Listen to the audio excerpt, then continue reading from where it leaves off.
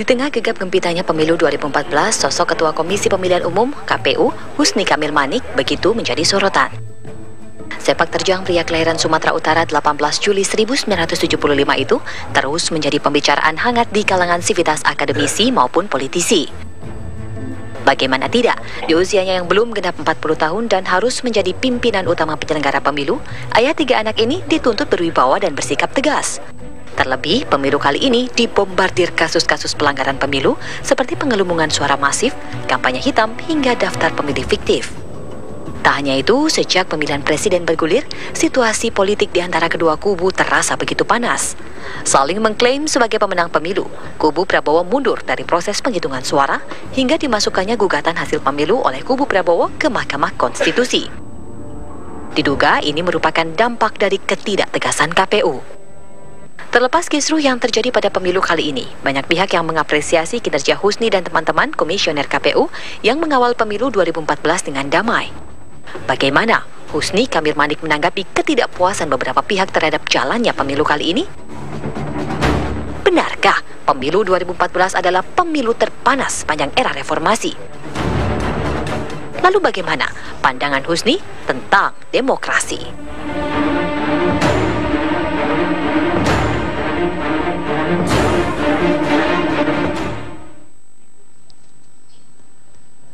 Pemirsa, di Lebaran hari keempat ini saya akan berkunjung ke salah satu rumah. Sosok yang satu ini sudah kita kenal, sudah terkenal di Indonesia, apalagi ketika Pilpres 2014 berlangsung.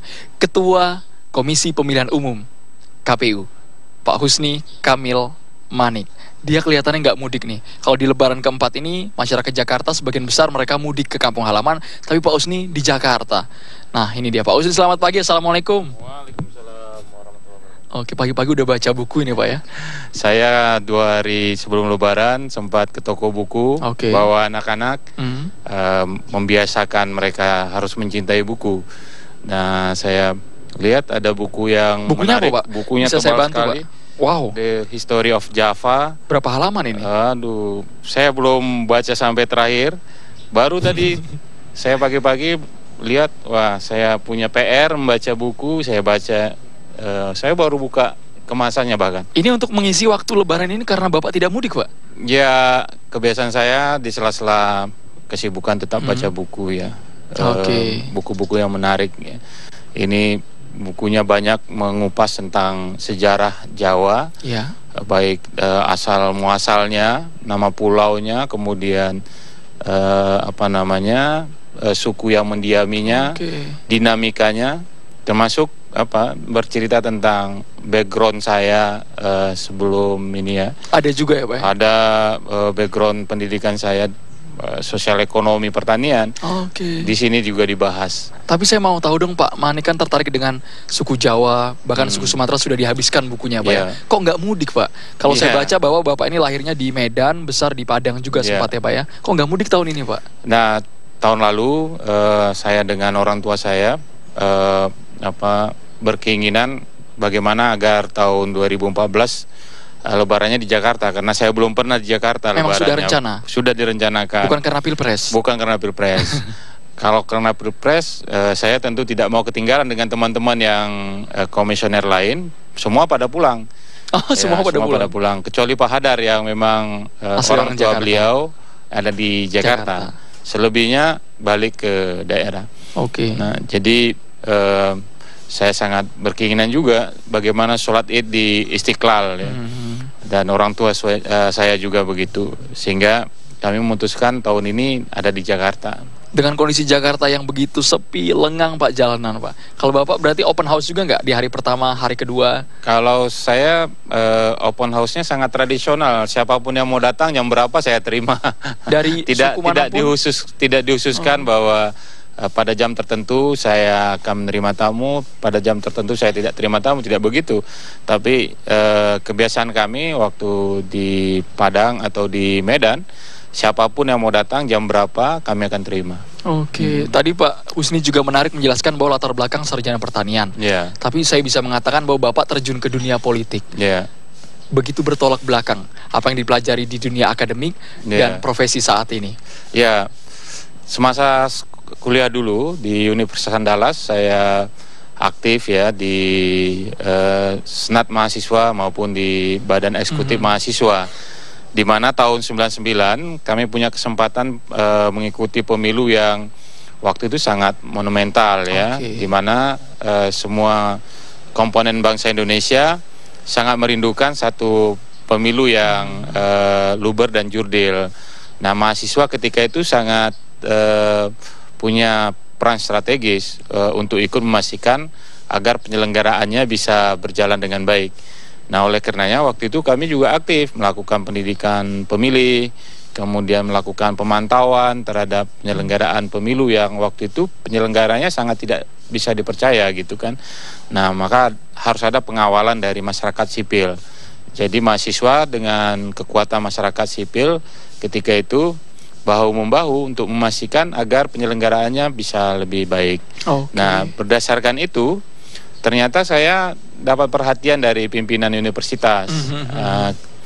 Pasca saya tamat, kemudian KPU dibentuk tidak hanya di tingkat nasional tapi sudah mulai dibentuk di tingkat provinsi dan kabupaten kota.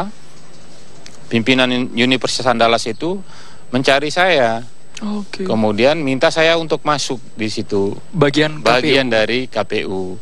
Saya sempat menolak karena ketika itu saya sudah lulus ujian untuk masuk universitas, salah satu universitas negeri di Jakarta. Jadi ingin melanjutkan langsung S2? Saya mau melanjutkan S2 di manajemen perencanaan kebijakan publik. Nah, kemudian saya ketika itu menolak untuk ikut, tapi memang rektor dan waktu itu pembantu rektor sangat getol menyuruh saya masuk gitu, karena saya punya pengalaman tahun 1999 itu. Nah, yang menjadi alasan mereka apa, Pak Usni, sehingga mencalonkan Pak Usni agar bergabung dengan KPU di Padang waktu itu? Saya aktif ya di internal kampus, juga di eksternal kampus. Kemudian saya aktif juga terlibat ketika pemilihan umum 1999, di mana ada 2 kegiatan besar ketika itu yang kami kerjakan. Ada pendidikan pemilih, kemudian ada juga pemantauan. Nah, mungkin mereka terkesan dengan saya di situ, sehingga mereka getol meminta saya untuk masuk. Kemudian satu hal yang saya sangat teringat itu dengan rektor saya waktu itu, Profesor Marlis Rahman. Beliau bilang bahwa ini lembaga yang strategis dan penting bagi saya secara pribadi untuk bisa mendapat ujian ya, di mana tantangan dan pengalaman ya, Pak ya. Iya, sebagai aktivis kita kan di luar sistem. Nah, sekarang ada peluang untuk masuk ke dalam sistem. Dia bilang ini cobaan untuk Anda. Nah, yang biasa ikut mengawasi, mengkritisi sistem, akhirnya Bapak masuk dalam sistem masuk itu. dalam sistem itu. Nah, ini yang menurut saya tantangan tersendiri. Saya bilang, saya pikir-pikir deh kalau begitu gitu kan. Pada akhirnya lingkungan saya termasuk keluarga dan teman-teman, kolega pada nyaranin udah masuk aja gitu kan. Karena kesempatan ini tidak akan datang dua kali. Ya, jadi sudah sholat istikharah ya, saya akhirnya memutuskan masuk, walaupun kemudian background pendidikan saya tidak linier dengan pekerjaan ini. Kalau saya baca juga riwayat pekerjaan Bapak relatif termasuk cepat dengan umur tergolong muda, menjadi jabatan yang strategis, anggota komisioner KPU, kemudian saat ini menjadi ketua KPU di pusat lagi, Pak. Tanggung jawab yang begitu besar kelihatannya ini.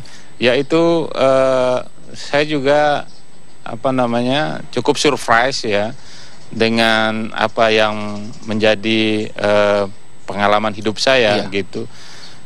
Saya pernah pertemuan regional di regional ASEAN di Bangkok, ditambah dengan negara-negara Asia Selatan ya. Ketemu dengan para ketua KPU. Kemudian pada tahun yang lalu saya berkesempatan menghadiri forum internasional penyelenggara pemilu. Bahkan kita membuat organisasi penyelenggara pemilu dunia. Saya ketemu dengan ketua-ketua KPU. biasanya memang ketua-ketua KPU itu adalah orang yang menjadi tokoh senior di negaranya gitu. Nah saya ya tergolong muda ya Pak ya? Bukan hanya tergolong muda, bahkan sangat muda kalau dalam ukuran usia yang kolega-kolega saya di dunia. Baik Pak Husni, begitu banyak pengalaman Bapak di KPU hingga sekarang, bahkan tantangan ketika Pilpres 2014 ini masyarakat sama-sama memantau. Kita akan membahas lebih lanjut Pak dengan keluarga Bapak juga nanti di dalam rumah sesaat lagi hanya di Apa Kabar Indonesia. Saat ini saya sudah berada di dalam ruang tamu di Komplek Perumahan Komisi Pemilihan Umum. Sudah bersama Bapak dan juga istri, Ibu Endang Mulyani. Maaf lahir batin, Bu. Iya, sama. Kita belum ketemu, ini baru pertemuan pertama kali, Bu ya. Soalnya saya kemarin baca nama Ibu yang paling terkenal di sosial media, Bu. Sempat digosipkan dekat dengan salah satu wakil presiden terpilih. Keluarga ya. Adik ipar katanya. Oke. Ya jauh sekali sebenarnya ya. Tapi ya bagaimanapun itu sebuah konsekuensi ya, di mana publik mau tahu sebenarnya siapa istri saya gitu ya. Jadi terkenal kan Pak? Alhamdulillah lah. Tapi sebenarnya Ibu Endang ini memang asli ada darah Makassarnya atau asli wong Jawa itu Bu? Asli wong Jawa. Oh, asli wong Jawa. Jadi saya itu asli Sukoharjo, Wonogiri. Jadi kalau bahasanya, kalau pengen lebih jelasnya sebenarnya desanya Comblong, Kelurahan Timang ya, Timang, Kecamatan Wonogiri. Nah jadi saya di Padang itu memang merantau, orang tua lahir besar di Padang. Lahir besar dan bekerja di Padang, waktu itu di KPU Kota Padang kan. Nah itu, jadi Bapak di provinsi, saya di KPU Kota Padang. Kami waktu itu masih ketemunya di KPU. Jodohnya di KPU gitu. Jadi sama-sama kerja di KPU waktu itu ya? Jadi ketemunya jodohnya Bapak di ya kami 2004 ya 2003 masuk 2004 lah kita 2004 kenal. Baru kenal. Kemudian nikahnya ini persis kemarin 10 tahun ya, kemarin banget? 29 Juli ya. Oke, selamat ulang tahun pernikahan berarti ini buat Ibu Endang sama Pak Husni. Tapi selama perjalanan karir Bapak Husni, saya mau minta tanggapan Ibu Endang. Dari Padang, karirnya begitu cepat sekali naik ke Jakarta menjadi Ketua KPU Pusat, Bu. Iya, ini ya, seperti air mengalir aja. Jadi yang penting kami melakukan, Bapak maupun saya waktu itu melakukan tanggung jawab ya sesuai ini aja, komitmennya selesai tanggung jawab sesuai amanah udah. Jadi waktu itu memang Bapak di KPU Provinsi dua periode. Nah sebenarnya saya pun 2 periode di KPU Kota. Waktu itu saya mundur di 9 Februari karena memang undang-undang yang terbaru 9 Januari karena memang undang-undang yang terbaru itu mengatakan bahwa kami tidak boleh suami istri, hubungan keluarga. Itu juga disuruh Pak Husni mungkin ya Bu ya? Enggak. Jadi waktu itu beliau memang bertanya gimana Bun ini mau mendaftar. Jadi konsekuensinya seperti ini gitu. Ya udah, memang itu pilihan ya. Pilihan. Pilih saya atau KPU gitu. Enggak. Jadi waktu itu ya udah nggak apa-apa. Sampai kemudian proses mendaftar berapa bulan kan memang Bapak bolak-balik ke Jakarta. 4 bulan. Sampai pada proses Bapak kemudian terpilih. Nah, itu sebenarnya kami waktu Bapak berangkat mau proses pemilihan ketua pun, kami kan itu nginep di hotel. Itu saya tanya, kan memang tidak akan jadi ketua kan ya? Karena saya biasanya mau pulang ke Padang, anak ulang tahun. Jadi memang nggak pemilihan ketua kan ya? Enggak. Benar ya, enggak. Ekspektasinya apa Bu waktu itu Bu? Karena satu sisi mungkin saya belum mau ke Jakarta juga waktu itu karena rencananya 2015 mau nyusul gitu. Karena memang ada yang mau dianukan juga di Padang. Nah, jadi waktu itu ya udah Bapak begitu berangkat, saya juga waktu itu bertepatan 13 April itu ulang tahun anak saya. Yang besar. Jadi udah ya semoga inilah proses pemilihan ketuanya berjalan lancar. Saya cari kado anak ke Tamrin. Iya. Nah, jadi ini dalam bukan proses iklan ya Bu ya, Tamrin bukan iklan ya Bu ya. Jadi pas dalam proses perjalanan ada yang nelpon, "Selamat ya Bu, selamat ini Bapak jadi ketua." Enggak, uang komitmennya di rumah tadi nggak ketua gitu. Nah, jadi saya kontak-kontak bapak, nggak aktif, belum aktif HP-nya. Saya lanjut, enggak, ini mungkin isu aja. Nah tapi kemudian siang ya, zuhur ya, selesai sholat Jumat. Selesai sholat Jumat itu bapak nelpon, Bun, ini kayaknya amanah diberikan gitu. Kenapa? Oh ini isu benar. Oh iya gitu. Tapi nanti ceritanya di rumah aja gitu kan. Oh iyalah kalau nggak gitu. Nah itulah. Jadi memang tidak ada, dari awal pun tidak ada untuk proses jadi ketua, karena kami masing-masing pengen ini aja, karena kondisinya ingin ini aja, agak santai sedikit gitu kan. Dan kemudian ada yang nah ternyata manahnya ya ke bapak, ya udah. Nah konsekuensinya juga kemudian pindah ke Jakarta waktu itu Juli. Saya tepat 2 tahun, Juli besok ya ke Jakarta nyusul bapak. Itu 2 tahun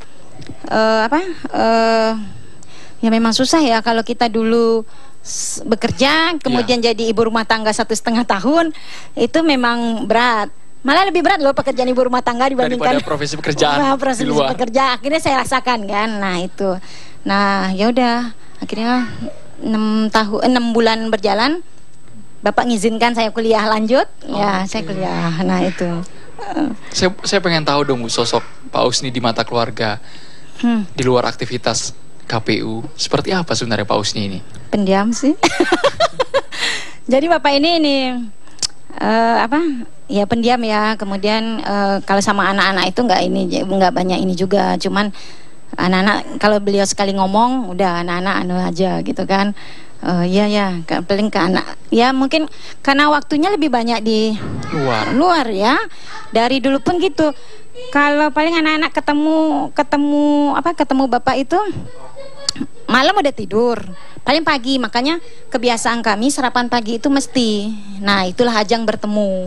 Nah bapak sebelum berangkat kerja, anak-anak berangkat sekolah. Nah yang sarapan pagi ini harus gitu. Walaupun sosok Pak Usni dikenal pendiam, tapi pernah nggak cerita paling tidak soal kerjaannya di kantor? Oh iya, tapi tidak ini ya. Artinya gini, kalau dulu bapak di provinsi, saya di kota, itu malah kalau di rumah kami nggak tidak membahas masalah kantor, karena takutnya kami tidak profesional gitu. Karena kan jangan kemudian saya mentang-mentang di kota, suami di provinsi, seolah-olah saya mengadu gitu. Enggak, jadi semua pekerjaan waktu itu malah bapak tidak tahu saya, kemudian saya paling kami tahunya, bapak tahunya dari teman-teman media. Apa kondisinya di Padang, ataupun saya seperti itu juga gitu. Kerja secara profesional saja ya Bu ya. Iya. Saya mau ke Pak Usni terkait dengan tadi dibilang Ibu Endang, bapak sosok yang pendiam di rumah tapi tetap profesional di Komisi Pemilihan Umum, Pak. Iya. Saya punya prinsip bahwa kita harus menjaga bagaimana agar kita itu tetap bisa membuat satu keputusan yang objektif ya. Walaupun istri saya pernah menjadi bagian dari tim saya gitu ya. Tapi kalau dia salah ya saya marahi. Jadi saya akan tegur keras ya. Apalagi pasti orang mengaitkan ini jangan-jangan mentang-mentang gitu kan. Enggak, saya enggak mau begitu. Jadi kalau dia ada masalah kemudian bicaranya di rumah, saya bilang jangan bicara di sini, bicaranya di kantor gitu. Urusan kantor. Jangan campur adukan. Karena kita bisa saja nanti masalah kantor jadi masalah rumah tangga, kan nggak baik ya. Nah kalau sekarang juga kalau misalnya ada yang ngadu-ngadu juga kan, kadang-kadang macam-macam gitu ya, tolong sampaikan sama bapak gitu ya. Saya bilang ya sebatas saya dengar informasinya sudah selesai. Saya tidak libatkan diskusi bagaimana ya kita ngambil kebijakan ini, nggak pernah. Kenapa? Saya kira tidak tepat kalau kemudian beban pekerjaan saya kemudian saya share ke keluarga, kemudian keluarga ikut-ikutan mikirin ya kan, stres gitu ya. Enggak ya, kalau ada yang mau dibincangkan ya saya ajak diskusi para komisioner atau sekjen atau apa ya. Enggak di rumah, saya enggak mau membebani keluarga saya. Oke, Pak Usni menegaskan bahwa keputusan kantor adalah urusan profesional yang tidak dicampur adukan dengan rumah tangga. Ya. Nah, kalau terkait dengan keputusan hasil Pilpres kemarin, Pak, masyarakat melihat soalnya ada salah satu kandidat yang juga menarik diri dari proses Pilpres 2014 ini, Pak Husni? Iya, kami berupaya membuka peluang partisipasi masyarakat, partisipasi peserta pemilunya, partai politik, pendukung pasangan calon, semuanya sangat terbuka sekali. Bahkan rapat pleno rekapitulasi nasional itu dibuka tidak hanya sebagai ajang menghitung seperti kalkulator, tapi juga diberi peluang untuk sebuah proses evaluasi, kan. Rekapitulasinya itu sendiri yang menghitung angka demi angka itu hanya sekitar 5-10% dari waktu yang ada, yang tersedia. Selebihnya itu evaluasi, ya. Mereka bebas bicara tentang apa saja yang menjadi peristiwa di lapangan gitu. Apa saja yang mereka serap informasi dari masyarakat yang penting disampaikan ke KPU. Nah, kita sangat membuka peluang itu dan memanfaatkan waktu yang ada.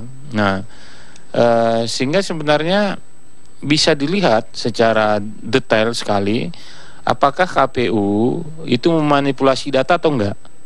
Dan sampai berakhirnya rekapitulasi itu tidak satu pun para saksi yang mengajukan ada kesalahan rekapitulasi di tingkat nasional jika dibanding rekapitulasi di tingkat provinsi. Bahkan kalau diturunkan lagi rekapitulasi di tingkat kabupaten kota pun tidak ada yang berselisih dengan apa yang ditetapkan. Sehingga kemudian saya bisa katakan bahwa sesungguhnya tidak ada komplain yang berarti ketika itu. Ya, yang dipersoalkan adalah adanya sejumlah pemilih, ya, yang masuk klasifikasi daftar pemilih tetap tambahan yang angkanya sampai terakhir itu ada sekitar 2,9 juta. Nah, ini kenapa tidak masuk dalam data pemilih tetap? Nah, problem kita adalah masyarakat kita punya mobilitas yang tinggi, terutama di kalangan mahasiswa pelajar dan kalangan pekerja. Nah, ini mereka beraktivitas seharian tidak berada dalam domisili asalnya. Nah, inilah yang berpotensi menjadi daftar pemilih tetap tambahan itu. Nah, itu juga kita fasilitasi atas tindak lanjut dari putusan Mahkamah Konstitusi yang harus menjamin hak konstitusional setiap warga negara yang memenuhi syarat sebagai pemilih. Jadi kita sudah sangat akomodatif, bahkan teman-teman Bawaslu, pimpinan Bawaslu ngomong langsung dengan saya, kenapa KPU terlalu akomodatif gitu, mau mendengari, selalu diakomodir kemauan Bawaslu. Diakomodir, rekomendasi Bawaslu diakomodir, kemudian apa yang menjadi usulan perbincangan dari para saksi juga diakomodir. Jadi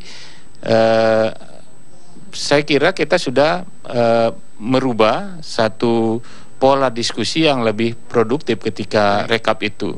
Baik, Pak Husni. Bahkan kita di dalam proses itu juga tidak